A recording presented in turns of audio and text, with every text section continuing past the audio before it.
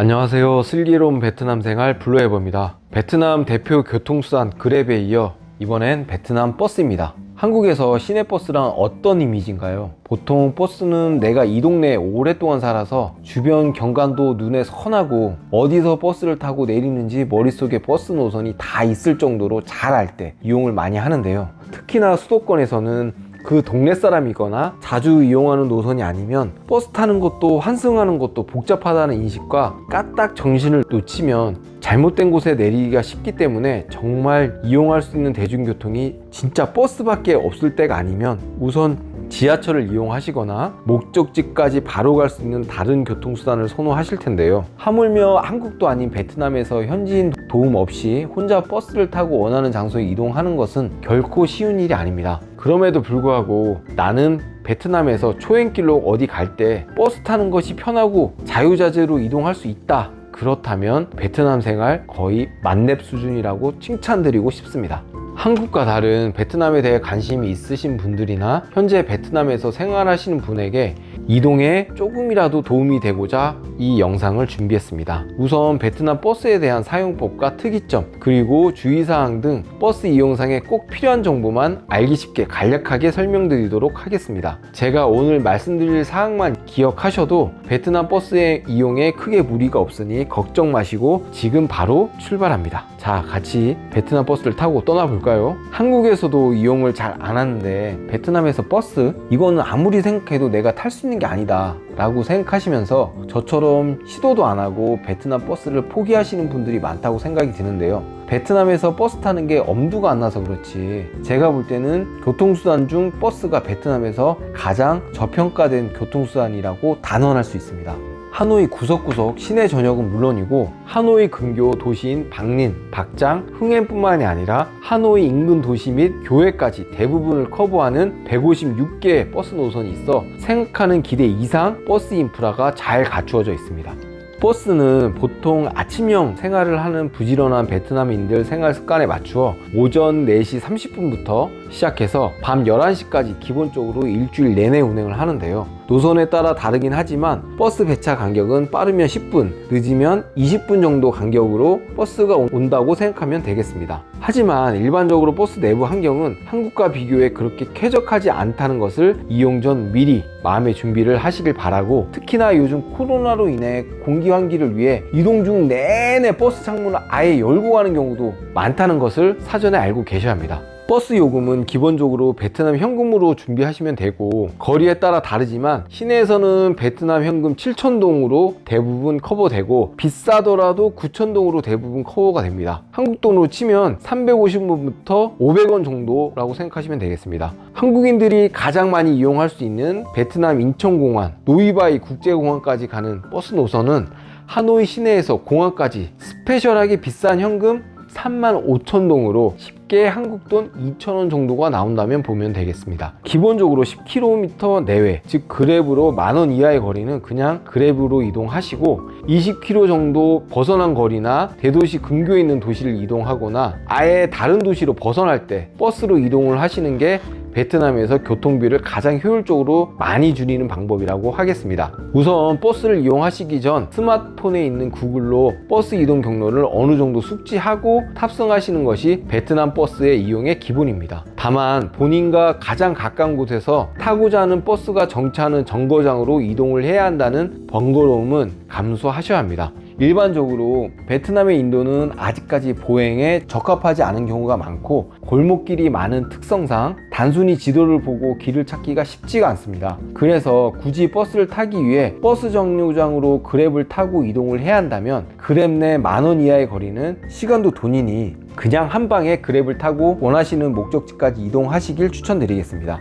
버스를 타기 전 여러 번거로움이 있지만 이를 극복한다면 말도 안 되게 은혜로운 교통비 절감 혜택이 기다리고 있으니 꼭 한번 적극적으로 버스 이용을 해보시길 강력하게 추천드립니다. 사용법은 우선 행선지를 확인하시고 구글맵을 통해 행선지의 동선을 미리 파악합니다. 그리고 우선 검색된 구글맵이 지시하는 정류장으로 가서 시내버스 번호를 확인하고 버스를 타면 되는데요. 한국과 다른 베트남 버스 특이점은 버스라면 우리가 흔히 상상하는 버스 기사분 옆에 버스 요금함이 있거나 카드를 찍을 수 있는 단말기가 있는 것이 아니라 이미 우리나라에 아주 예전에 사라진 버스 차장 시스템이 있다는 것인데요. 아무래도 한국보다 훨씬 저렴한 인건비로 인해 이 시스템이 유지가 가능한 듯합니다.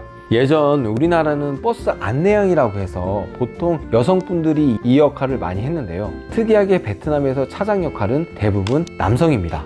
예상하시겠지만 버스 요금 결제는 카드가 당연히 안 되니 무조건 1000단위의 베트남 현금, 즉 베트남 동을 특히나 소액건을 소지하셔야 되며 현금으로 차장에 돈을 내고 승차권을 받는 형식이라고 보면 되겠습니다. 보통 운전기사 옆자리에 앉아있는 차장은 가슴에 명찰 같은 것을 달고 있거나 버스표 같은 종이 뭉치를 한가득 들고 있기 때문에 굳이 제가 더 이상 설명드리지 않아도 한번 딱 보시면 대번 차장임을 알 수 있습니다. 기본적으로 베트남에서는 운전기사는 운전에만 집중하고 차장이 버스 내 승객의 승하차 관리나 손님 응대 및 요금을 걷는데요. 버스 운행 시 내부 관리는 모두 이 차장이 한다고 보면 되겠습니다. 현지인들은 버스에 타자마자 차장에게 현금을 내고 버스표를 받고 앉는데요. 외국인인 저희들은 버스를 타서 우선 자리에 앉으면 차장이 귀신같이 알아서 오므로 걱정하지 마시고 우선 자리에 앉으시길 바랍니다. 차장이 얼마라고 하면 준비하고 있는 소액 현금 7,000동 혹은 9,000동을 주시면 되는데요. 요금을 지불하면 종이를 살짝 찍고 버스표를 주니까 이것은 버스표 재사용을 방지하기 위한 장치로 표 귀퉁이를 무조건 살짝 찢어서 주는 것이니 크게 신경 쓰지 않으셔도 됩니다. 아주 운 좋게 영어 커뮤니케이션이 가능한 상황도 있을 수 있겠지만 현지인이 없는 이상 기본적으로 버스 탑승 시 내가 알아서 타고 알아서 내릴 수 있어야 됨을 알고 계셔야 합니다. 버스 내 하차 방송은 물론 버스 내 모든 버스 노선표는 너무 친절하게도 베트남어로만 하므로 영어 방송은 언제 나오나 기다리실 필요는 전혀 없습니다. 승하차는 본인 스마트폰 구글 지도 내 자신의 위치 정보를 잘 확인하시고 내가 똑바로 원하는 방향으로 잘 가고 있는지, 내가 지금 어디에 있는지, 또 언제쯤 내려야 하는지 창밖만 보지 마시고 잘 살피셔야 합니다. 아차에서 일찍 내리거나 늦게 내리면 우선 정신적인 데미지가 엄청나고 결국은 또 그랩을 불러야 하기에 시간 낭비, 돈 낭비가 막심하므로 구글맵을 보면서 버스 승하차 타이밍을 잡는 것이 버스 이용의 가장 중요한 핵심 요소라고 하겠습니다. 조금이라도 자신이 없거나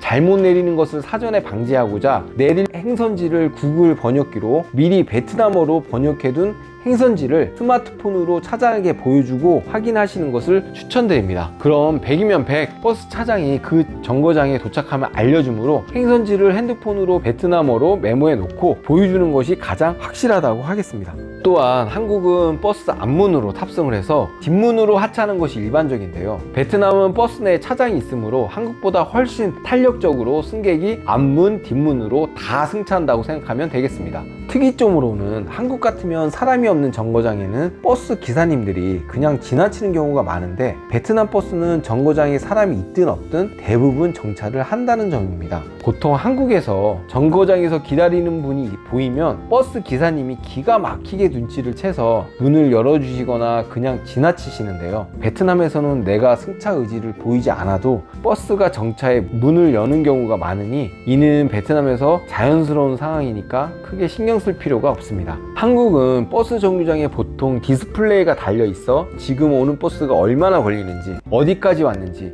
여러가지 정보를 직관적으로 확인할 수 있는데요. 베트남은 이러한 인프라가 전혀 갖춰지지 않아서 무작정 버스를 기다리는 경우가 많고 현지인들은 시내버스를 이용할 만한 구간은 거의 대부분 본인이 직접 스쿠터로 이동하는 것을 선호해서 정말 출퇴근 러시아워 시간과 시외로 가는 버스가 아닌 경우에는 대부분 버스 내부가 혼잡하지 않습니다. 생각보다 잘 갖춰진 버스 인프라에도 잘 사용하지 않아 아깝다는 생각이 들 정도입니다. 구체적으로 현지인들이 싫어하는 이유를 말씀드리면, 여러 정거장을 정차하는 버스 특성상 본인이 바이크로 바로 다이렉트로 가는 것보다 빨리 갈 수가 없어 시간이 더 걸리는 것이 가장 큰 이유라고 할 수 있겠습니다. 또한 버스가 어디에 있는지 알지 못하는 상황에서 배차 구간인 10분, 20분을 마냥 기다리는 것도 현지인들이 특히나 많이 답답해합니다. 그리고 베트남 길 자체가 보행에 적합하지 않고 대부분 어디로 이동 시 걷는 것보다 스쿠터 타는 것이 훨씬 일반화되어 있는 현지인들로서 걷기가 생활화되지 않는 데다 본인이 사는 곳과 버스 정류장이 있는 대로까지 다시 걸어 나와야 하는 것도 무척 귀찮습니다. 특히나 코로나 시기에는 밀폐된 버스를 타는 것이 더 꺼려지게 된 배경이기도 하고요. 이러한 배경으로 현지인들은 시내에서 버스 타는 것을 꺼려해 생각보다 잘 갖추어진 버스 노선에도 불구하고 버스를 잘 이용하지 않습니다.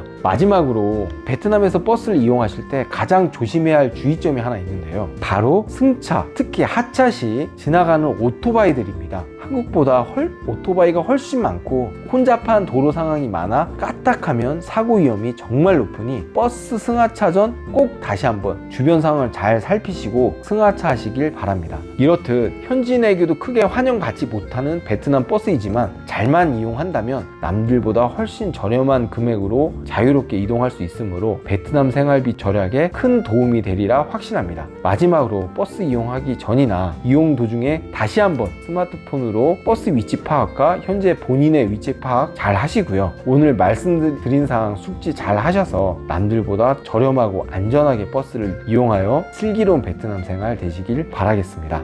오늘도 영상을 시청해 주셔서 진심으로 감사드립니다.